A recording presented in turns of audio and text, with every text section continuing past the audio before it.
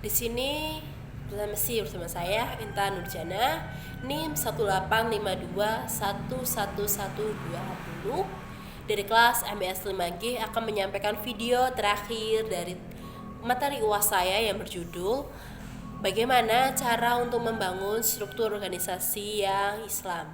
Nah, oke, langsung saja kita bahas. Ada 7 poin menurut aku yang paling penting dalam struktur organisasi. Nah, langsung aja ya. Yang pertama, ada rancang struktur organisasi perusahaan sesuai dengan visi dan misi. Setiap struktur organisasi kan masih memiliki tujuan, masih memiliki goal, apa yang ingin mereka capai.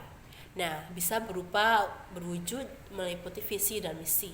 Nah, sebelum membuat susunan organisasi, perusahaan yang baku harus memastikan bahwa visi dan misi menjadi tujuan atau sasaran organisasi yang mereka bangun, terutama untuk perusahaan startup yang ingin terburu-buru untuk membuat struktur tanpa memperhatikan kejelasan tentang apa sih harapan yang mereka ingin capai setelah membangun usaha.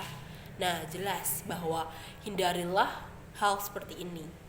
Ketika membangun sebuah struktur organisasi, maka hal yang paling terpenting adalah kita harus mengetahui goal atau tujuan dari setiap perusahaannya, apa sih yang ingin mereka capai di tahun ini, di kepengurusan organisasi tahun ini. Yang kedua, rancang organisasi struktur setelah merumuskan bisnis. Untuk setiap perusahaan masih memiliki rancangan struktur yang harus dirumuskan untuk sesuai dengan bisnisnya.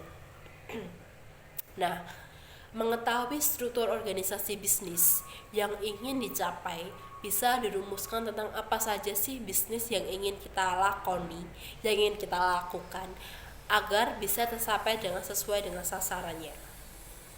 Nah, hal ini bisa dikembangkan oleh setiap kita yang ingin memiliki perusahaan yang kedepannya, amin, memiliki perusahaan, maka bisa lanjut ya.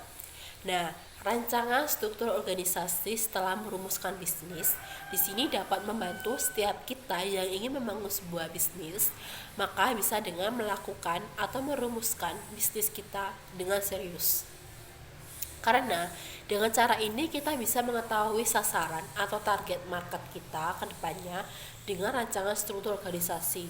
Sehingga kita bisa menyocokkan setiap individu itu memiliki keahlian di mana, kita kasih di divisi mana. Nah, makanya penting sekali untuk setiap perusahaan untuk membangun ini agar kedepannya lebih mudah untuk mengembangkan struktur dengan kejelasan aktivitas atau kegiatan yang mereka susun. Yang ketiga, ada pertimbangkan bakat serta talenta kerja. Nah, ini paling dasar. Langkah berikutnya yang wajib kita lakukan adalah melakukan analisa. Analisa setiap karyawan, analisa setiap apa yang kita butuhkan, divisi mana yang kita butuhkan. Maka kita harus menyeleksi karyawan yang sesuai porsinya atau tempatnya agar mereka karyawan bisa bekerja dengan baik. Nah, bisa kita jadikan selama ini bahwa organisasi memiliki banyak talenta yang tersimpan, tapi sayangnya tidak ditemukan karena pada saat struktur organisasi dibentuk, mereka belum melakukan secara optimal apa karyawan yang memiliki divisi apa belum bisa ditempatkan secara baik. Sehingga perlu kita catat bahwa sebelum melakukan rancangan struktur organisasi, kita harus bisa melakukan talenta atau bakat yang mereka punya agar secara optimal bakatnya bisa tersalurkan dengan bisnis sehingga bisnis bisa berjalan dengan baik untuk mencapai tujuan yang telah dibuat oleh perusahaan tersebut. Yang keempat, ada pertimbangan umur pekerja. Setiap manusia memiliki jenjang karir. Ada 7 tahapan yang dilalui setiap manusia. Yang pertama ada masa trial. Yang kedua ada establishment. Yang ketiga ada transition. Yang keempat adalah growth. Yang kelima adalah maintenance. Dan yang terakhir ada withdrawal. Nah, dalam agenda membentuk struktur organisasi, perusahaan harus mempertimbangkan faktor umur karena faktor umur yang baik atau masanya di masa grow atau tumbuh, maka ini sangat dibutuhkan oleh setiap perusahaan karena faktor umur sangat berpengaruh terhadap etos kerja setiap karyawan. Nah, sehingga saat mereka mampu menempatkan mereka pada posisi atau jabatan yang sudah dirancang, maka umur di sini menjadi indikator yang paling penting dari tingkat kedewasaan suatu karyawan.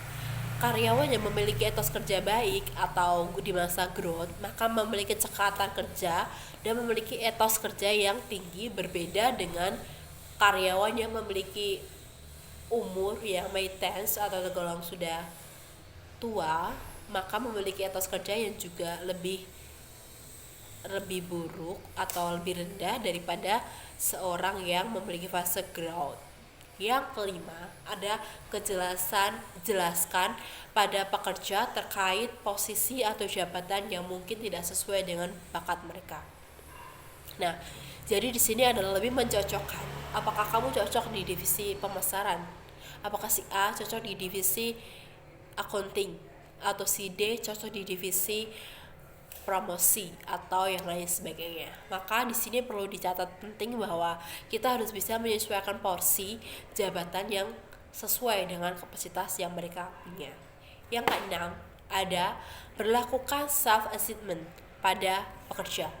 Maksudnya di sini adalah setiap kondisi operasional perusahaan berjalan dengan sekian waktu yang sangat lama kalau dipikir suatu perusahaan, karena perusahaan biasanya memiliki jangka kerja yang panjang. Amin. Nah, di sini perlu dilakukan sebuah evaluasi ulang bahwa setiap yang terkait penempatan posisinya itu di setiap pekerja itu apakah sudah baik atau masih ada yang kurang, maka perlu dilakukan evaluasi ya. Yang tujuh atau yang terakhir adalah buat struktur yang ramping.